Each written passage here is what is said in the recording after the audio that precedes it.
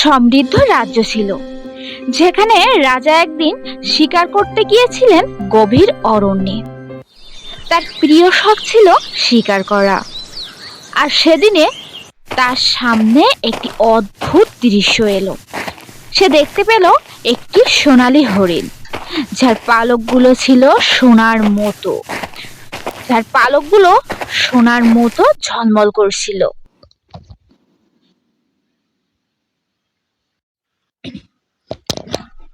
রাজা প্রথমে ভেবেছিলেন এটি কোনো সাধারণ হরিণ, কিন্তু যতই তিনি ধাওয়া করলেন ততই হরিণটি তাকে বিভ্রান্ত করে দৌড়িয়ে পালিয়ে যায়। রাজা আর থামলেন না। তার মনে হলো এই সোনার হরিণ যদি তিনি ধরতে পারেন তবে তিনি রাজ্যের এক অনন্য প্রাপ্তি পাবেন।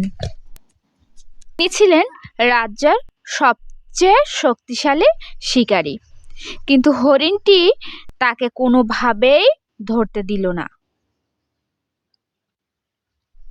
রাজা হতাশ হয়ে পড়লেন, কিন্তু তার মন থেকে হরিণটির প্রতি আকর্ষণটা কমল না। এই অদ্ভুত সোনালী প্রাণীটি তাকে মনোমুগ্ধ করেছিল।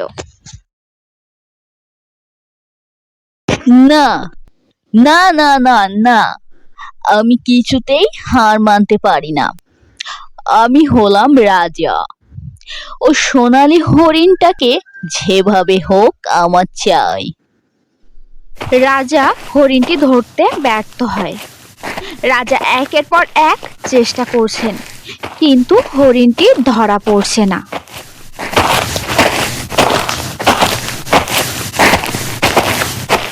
অবশেষে রাজা এক বৃদ্ধার কাছে যায় পরামর্শ নেয়ার জন্য।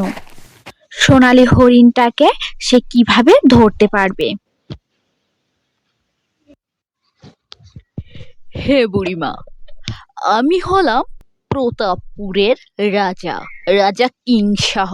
শোনো হে রাজা, সোনার হরিণটি তোমার জীবনের সবচেয়ে মূল্যবান শিকার। এটি তোমার অশান্তি, লোভ ও অবিরাম বাসনার প্রতীক। তুমি যতই এটিকে তাড়াও, যতই তুমি এটিকে ধরার চেষ্টা করবে, ততই তুমি আরো দূরে চলে যাবে, কারণ এটি কোনো সাধারণ হরিণ না। না, না বুড়িমা, এই হরিণটিকে, সোনালী হরিণটিকে যে কোনো মূল্যেই আমার চাই। আমি এই হরিণটিকে নিয়ে আমার রাজ্যে ফিরে যেতে চাই। শোনো রাজা, এটি কোনো সাধারণ হরিণ নয়, তবে মনে রেখো এই হরিণটি তোমার জীবনকে বদলে দিবে।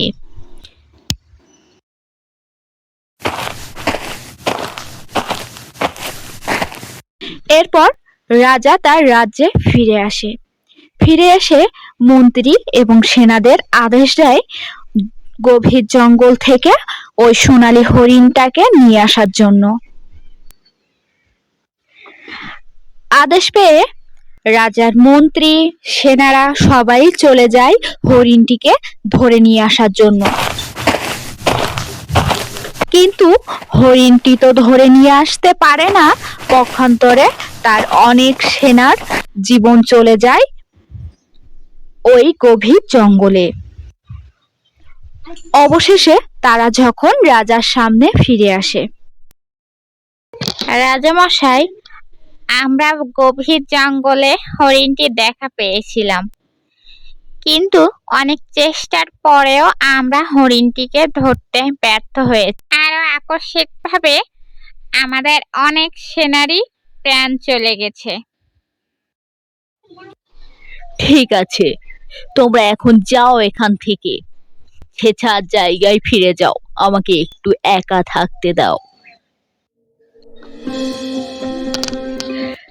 রাজা ধীরে ধীরে বুঝতে পারলেন এই সোনার হরিণ শুধু এক দৃষ্টান্ত, যে যতই তুমি কিছু পেতে চাও, কখনো সেটা সম্পূর্ণভাবে অধিকার করতে পারবে না।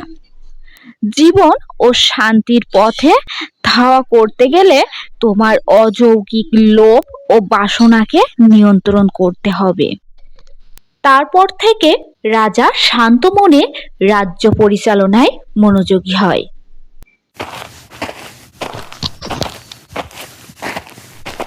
একদিন রাজা যখন তার জীবনকে নতুনভাবে মূল্যায়ন করতে শুরু করেন, সোনার হরিণটি আবার তার সামনে হাজির হয়।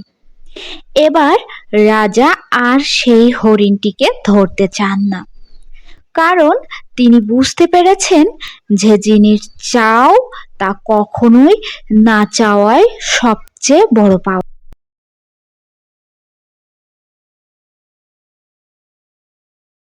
কি গো রাজা, আমি একদিন বলেছিলাম না, এই সোনালী হরিণটি তোমার জীবনকে পরিবর্তন করে দিবে? আজ মিলল তো আমার কথা? হ্যাঁ বুড়িমা, আমি বুঝতে পেরেছি। জীবনের লোভ মানুষকে ধ্বংস করে দেয়। শান্তিপূর্ণময় জীবন পেতে হলে লোভকে পরিত্যাগ করতে হবে আমাদের সকলের। সত্যি, সোনালী হরিণ আমার জীবনকে বদলে দিয়েছে। এভাবেই রাজা শিখলেন, জীবনের সবচেয়ে গুরুত্বপূর্ণ জিনিস হলো শান্তি, পূর্ণতা এবং নিজের অস্থিরতা থেকে মুক্তি। সোনার হরিণের মতো কোনো কিছুই বাস্তবতা নয়। এটি ছিল তার নিজের অশান্তি ও লোভের এক রূপ, যা তিনি অবশেষে পরিত্যাগ করলেন এবং সত্যিকারের সুখ লাভ করলেন।